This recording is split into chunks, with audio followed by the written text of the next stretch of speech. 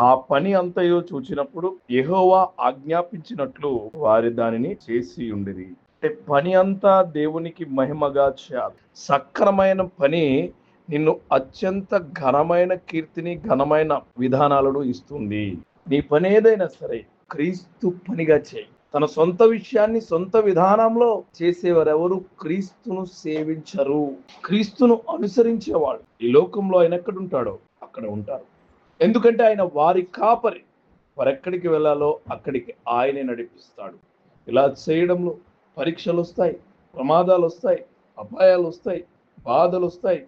క్రీస్తు కోసం చనిపోవడం సంభవించినా సరే తనంతట్లో ఆయన వారితో, వారు ఆయనతో, ఆయన అనుసరించేవారు రాబోయే లోకంలో కూడా అనంతకాలం ఆయనతో ఉంటారు.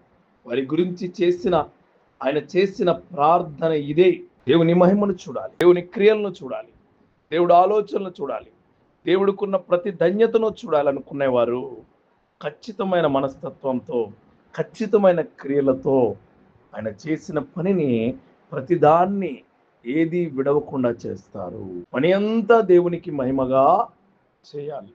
పని అంతా దేవుడికి కృతజ్ఞతాపూర్వకంగా చేయాలి. ఈరోజు నువ్వు నీ పని ఎలా చేస్తున్నావో తెలుసుకో.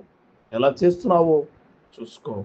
ఆ దేవుడు నీ పనిని దీవించునుగాక.